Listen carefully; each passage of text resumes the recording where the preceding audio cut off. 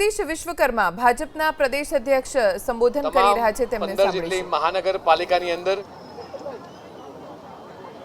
અમદાવાદમાં આજે માનનીય મુખ્યમંત્રીશ્રી દ્વારા, રાજકોટમાં હું પોતે, વડોદરાની અંદર માનનીય હર્ષભાઈ, આપણા નાયબ મુખ્યમંત્રીશ્રી, સુરતમાં માનનીય CR પાટીલ સાહેબ અને અન્ય મહાનગરપાલિકાઓમાં અલગ અલગ પ્રભારી મંત્રીઓ દ્વારા 15 મહાનગરપાલિકામાં આજે એક સંકલ્પ લેવાનો, આ જે પ્રજાના સેવકો જે એક સંકલ્પ લઈ અને આગળ વધે અને જનસેવા માટે આગળ વધે એ પ્રમાણેનો આખો સંકલ્પ કાર્યક્રમ આખા રાજ્યની અંદર થયો છે।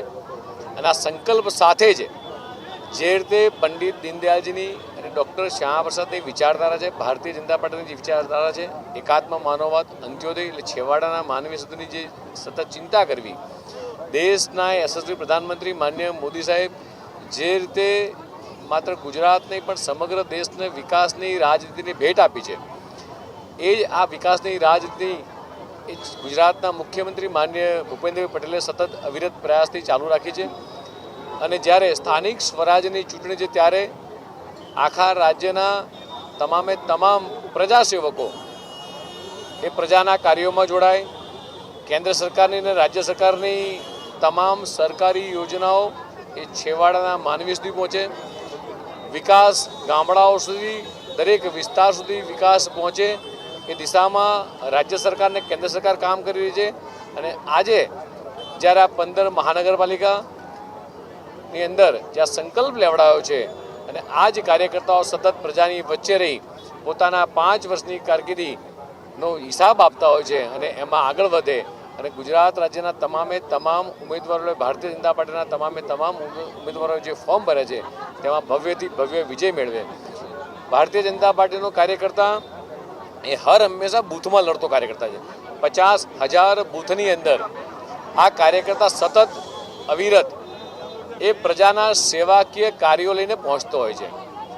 માત્ર ચૂંટણી સમયે જ નહીં પણ સતત પ્રજાની વચ્ચે રહેનારા ભારતીય જનતા પાર્ટીનો કાર્યકર્તા એ પ્રજાની વચ્ચે રહી અને પ્રજાની સેવા કરતો હોય છે। એના પરિણામના ભાગરૂપે આજે જે મુજબ માહિતી મળે છે, ચૂંટણી પંચ કદાચ સાંજે ડિક્લેર કરશે પણ 135 કરતાં વધારે જગ્યાએ બિનહરીફ સીટો એ થઈ છે। ચોક્કસ આંકડો ચૂંટણી પંચ આપશે પણ જે રીતે માહિતી મળી રહી છે એ રીતે આખા રાજ્યભરમાંથી અલગ અલગ તાલુકા પંચાયત હોય, જિલ્લા પંચાયત હોય, નગરપાલિકા હોય, આની અંદર આજે વિપક્ષો દ્વારા જે જનસમર્થન એમને નથી મળતું, સતત વિપક્ષને માત્ર ચૂંટણી સમયે દેખાવાનું, ચૂંટણી પતી જાય એટલે જતા રહેવાનું, આ પ્રજાને ચોક્કસ ખ્યાલ છે અને એટલા જ માટે ગુજરાતની આ પ્રજા એ સતત એ વિકાસની સાથે જનસમર્થન આપતી રહી છે અને આવનારા દિવસોની અંદર પણ એ જ રીતે ભવ્યથી ભવ્ય વિજય સાથે 50,000 બૂથના વિજય સાથે ભારતીય જનતા પાર્ટીના કાર્યકર્તાઓ આગળ વધશે। અનેક જગ્યાએ જે વિરોધ જે નામો બદલવા પડ્યા, આ પ્રકારની સ્થિતિ પહેલીવાર ભાજપમાં શા માટે, આવું કારણ શું? ભારતીય જનતા પાર્ટીમાં 10,000 કરતાં વધારે કાર્યકર્તાઓ ચૂંટણી લડી રહ્યા છે અને ભારતીય જનતા પાર્ટીનો કાર્યકર્તા એ કમળના પ્રતીક લઈને એ બૂથની અંદર એ પોતે, આપે જોયું કે મંચની અંદર આજે જે શપથ લેવડાયા છે, અહીંયા 18 બૂથ છે, 72 જેટલા ઉમેદવાર છે અને 1,000 બૂથ છે। એવી જ રીતે આખા રાજ્યમાં 50,000 બૂથની અંદર એ કાર્યકર્તા કમળના પ્રતીક લઈને લડી રહ્યો છે।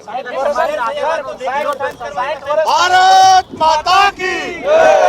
ભારત માતા કી જય!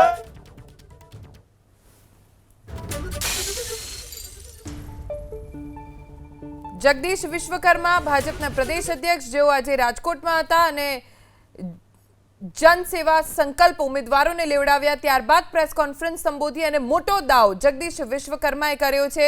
135થી વધુ બેઠકો ઉપર ભારતીય જનતા પાર્ટીના ઉમેદવારો બિનહરીફ થયા છે, વિપક્ષને જનસમર્થન નથી મળી રહ્યું તેવું જગદીશ વિશ્વકર્માએ પ્રેસ કોન્ફરન્સમાં કહ્યું છે। તો આ સૌથી મોટો દાવો સદી આ સ્થાનિક સ્વરાજ્યની ચૂંટણીમાં ભારતીય જનતા પાર્ટીએ મારી દીધી છે। 135થી વધુ બેઠકો પર ભાજપના ઉમેદવારો કોઈ પણ ચૂંટણી થયા વિના બિનહરીફ જીત્યા હોવાનો દાવો જગદીશ વિશ્વકર્મા તરફથી કરવામાં આવ્યો।